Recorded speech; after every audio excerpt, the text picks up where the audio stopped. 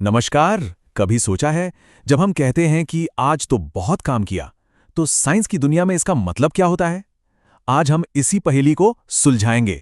कार्य, ऊर्जा और शक्ति, ये तीनों एक दूसरे से बहुत गहरे जुड़े हुए हैं और हमारे आसपास की दुनिया को समझने में हमारी मदद करते हैं। तो चलिए शुरू करते हैं ये मजेदार सफर। तो सवाल ये है कि क्या इस वक्त कोई कड़ी मेहनत हो रही है? दिमाग में आएगा, हाँ बिल्कुल, कुछ नया जो सीख रहे हैं। लेकिन ठहरिए, साइंस की दुनिया में मेहनत और कार्य के बीच एक बहुत ही मजेदार फर्क है, और ये फर्क आपको सच में हैरान कर देगा। चलिए कमली का एक उदाहरण देखते हैं। मान लीजिए वो अपने एग्जाम की तैयारी कर रही है, किताबें पढ़ रही है, डायग्राम बना रही है, क्लास में जाती है, दोस्तों से डिस्कस करती है। मतलब हम सब यही कहेंगे कि वो बहुत कड़ी मेहनत कर रही है ना? और इसमें उसकी बहुत सारी एनर्जी भी तो लग रही है। लेकिन यहाँ एक मजेदार बात है। अगर हम फिजिक्स के नजरिए से देखें तो कमली की इस सारी कड़ी मेहनत में साइंटिफिकली, मतलब वैज्ञानिक रूप से, लगभग कोई कार्य हुआ ही नहीं। अरे ये कैसे हो सकता है भाई? यही तो वो पजल है जिसे हम आज सॉल्व करने वाले हैं। तो आज हम क्या क्या समझेंगे? सबसे पहले कार्य का असली मतलब, फिर कार्य होने की दो शर्तें क्या हैं, उसके बाद ऊर्जा क्या होती है, ऊर्जा का एक बहुत जरूरी नियम, और आखिर में शक्ति यानी पावर किसे कहते हैं। चलिए, तो सबसे पहले इसी से शुरू करते हैं कि कार्य का असली मतलब क्या है और ये हमारी रोजमर्रा की मेहनत से अलग कैसे है। देखिए, फर्क बिल्कुल साफ है। जैसे हम किसी दीवार को धक्का देते हैं, वो हिलती तो है नहीं, हम थक जरूर जाते हैं, पर साइंस कहता है कोई कार्य नहीं हुआ। जी हां, जीरो वर्क। साइंटिफिक कार्य तो तभी माना जाएगा जब फोर्स लगाने से कोई चीज अपनी जगह से हिले, जैसे एक बैलगाड़ी को खींचता है और गाड़ी आगे बढ़ती है। तो इसी उदाहरण से वैज्ञानिक कार्य के लिए दो पक्के नियम सामने आते हैं। ये दो शर्तें हैं जो पूरी होनी ही चाहिए। इनके बिना साइंस किसी भी चीज को कार्य नहीं मानता। और ये शर्तें बहुत सिंपल हैं। पहली, किसी चीज पर फोर्स यानी बल लगना चाहिए, और दूसरी, उस फोर्स की वजह से वो चीज हिलनी भी चाहिए, मतलब डिस्प्लेस होनी चाहिए। अगर इन दोनों में से एक भी चीज मिसिंग है तो साइंटिफिकली कोई काम नहीं हुआ। बस इसीलिए दीवार को धक्का देने में या एक भारी बैग लेकर खड़े रहने में कोई कार्य नहीं होता, क्योंकि चीज अपनी जगह से हिली ही नहीं। अच्छा, तो इसे हम नापते कैसे हैं? इसका एक फॉर्मूला है।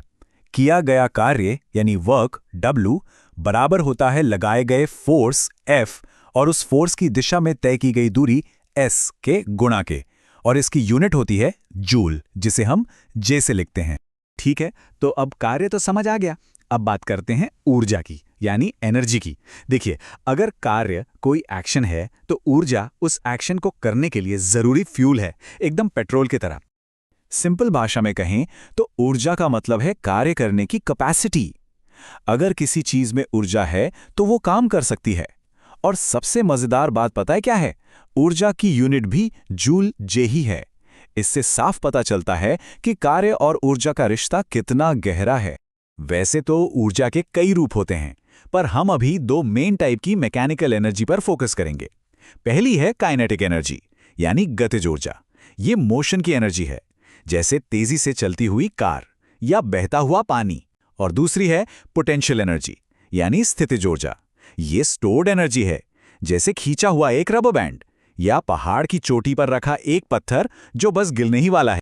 और अब हम आते हैं फिजिक्स के सबसे जरूरी नियमों में से एक पर। यह एक ऐसा नियम है जो कभी नहीं टूटता, ऊर्जा संरक्षण का नियम, या law of conservation of energy.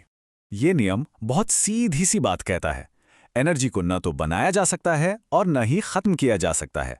ये बस अपना रूप बदल सकती है, एक फॉर्म से दूसरे फॉर्म में। दुनिया की टोटल एनर्जी हमेशा हमेशा कांस्टेंट रहती है।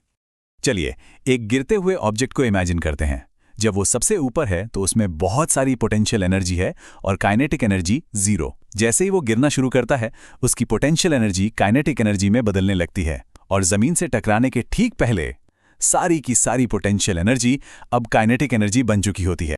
और सबसे जरूरी बात यह है कि गिरने के पूरे रास्ते में किसी भी पॉइंट पर अगर हम पोटेंशियल और काइनेटिक एनर्जी को जोड़ें तो टोटल हमेशा सेम रहेगा। एनर्जी बस अपना रूप बदल रही है, उसकी कुल मात्रा उतनी ही है।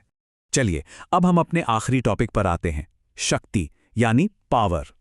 ये वो कॉन्सेप्ट है जो कार्य और ऊर्जा को हमारी रोजमर्रा की जिंदगी से सीधा जोड़ता है, हमारी गाड़ियों से लेकर हमारे घर के बिजली के अप्लायंसेस तक। तो पावर का मतलब सिर्फ इतना है कि कोई काम कितनी तेजी से हो रहा है, मतलब रेट ऑफ डूइंग वर्क। इसका फॉर्मूला है P = W / T, जहां P है पावर, W है वर्क और T है टाइम, और इसकी यूनिट है वॉट, जिसे W से लिखते हैं। इस उदाहरण से ये बिल्कुल क्लियर हो जाएगा।